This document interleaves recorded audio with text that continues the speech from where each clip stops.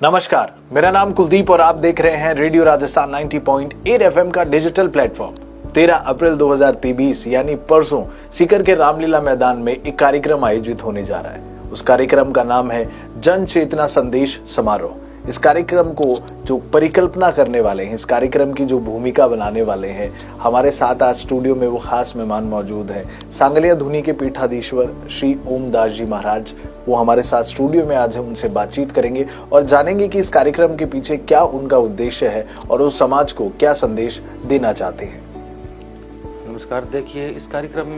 का करने के पीछे जो मूल भाव, जो उद्देश्य है, वो मैं आपको विस्तार से बताऊंगा कि मैं जिस संत परंपरा से, जिस आश्रम से आता हूँ, वहाँ का मुख्य ध्येय, मुख्य भाव शुरू से ये रहा है कि समाज में व्याप्त जो कुरीतियाँ हैं, जैसे शिक्षा है, बाल विवाह है, मृत्यु भोज है, छुआछूत है, इन चीज़ों को दूर करने का जो उद्देश्य, जो ध्येय रहा है वहाँ के संतों का, तो ये तो 500 वर्षों से दुनिया काम कर रही है। तो वहाँ देश भर से, विदेश से भी लोग आश्रम में आते जाते रहते हैं, कि लाखों अनुयायी है वहाँ के। तो हम कभी बैठ करके चर्चा करते हैं, जैसे मैं भी कार्यक्रमों में जाता हूँ, तो लोग आकर के मुझे कहते हैं कि महाराज, आज भी देखो गाँव में ये जो भेदभाव की जो भावना है, छुआछूत की भावना, आज भी कहीं कहीं देखने को मिलती है। तो मैंने सोचा, बैठ करके कहा कि भाई चलो, मैं भी कई दिनों से एक अंदर दिल में एक पीड़ा थी, कुंठा थी अंदर की, अपन इस कार्यक्रम को किसी महापुरुष के माध्यम से करें और उनके वैचारिक भाव जो है वो अपन जन जन तक पहुँचाएँ। तो बैठ करके हम लोगों ने निर्णय लिया कि एक बाबा साहब की 132वीं जयंती की पूर्व संध्या पे रामलीला मैदान पर हम 13 अप्रैल को एक कार्यक्रम कर रहे हैं, जिसका नाम है जन चेतना संदेश समारोह।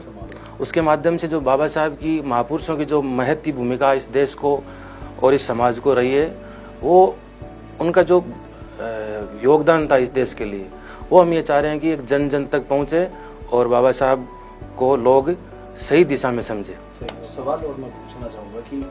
पिछले कुछ वर्षों में हमने ये देखा है कि बाबा साहब भीमराव अम्बेडकर, जो हमारे संविधान के शिल्पकार थे, जी जी, जिन्होंने गरीब को किसी जाति में परिभाषित नहीं, जी जी, उन्होंने कहा गरीब गरीब होता है, उन्होंने हर व्यक्ति के लिए अधिकार संविधान में उन्होंने बिल्कुल। लेकिन कुछ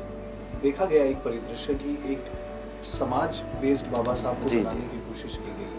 अलग अलग धारणाएं बनाई गई। हाँ, आजकल वास्तव में जो आपने कहा है ये सही बात है कि आजकल जितने भी अपने महापुरुष देवी देवता हुए हैं ना, उनको क्या कि आजकल जातियों में लोग बांटने लगे हैं। सिर्फ बाबा साहब को नहीं, और कई महापुरुष अपने देश में हुए हैं जिनको सिर्फ जातिगत लोग मान रहे हैं, उनको एक फ्रेमिंग कर रहे हैं। तो जैसे ये फला जात के महापुरुष है, ये फला जात के देवता, ये फला जाति के हैं। तो मैं इन चीज़ों को ध्यान में रखते हुए, जो शेखावाटी के संत है, उनसे उन लोगों से मेरी चर्चा हुई, संत महात्माओं से। तो उन्होंने कहा कि महाराज ये अच्छी पहल आप करो,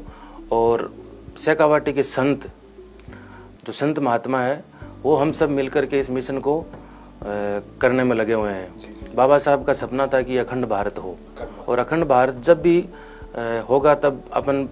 जो समाज के बीच में, जो समाजों के बीच में जो एक बहुत बड़ी खाई है, जैसे अमीर और गरीब के बीच में खाई है,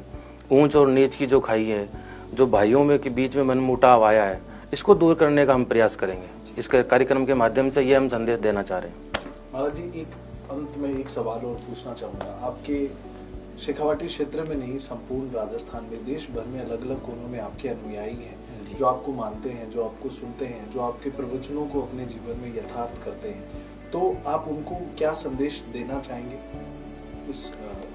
रेडियो FM 90.8 के माध्यम से जितने भी लोग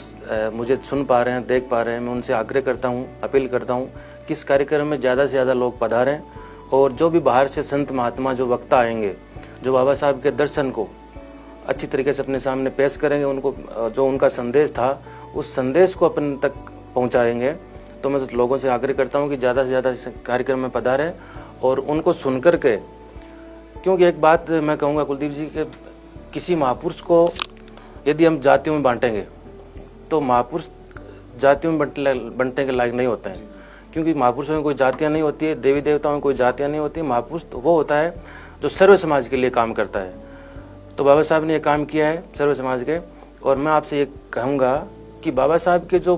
महती भूमिका हर क्षेत्र में रही है,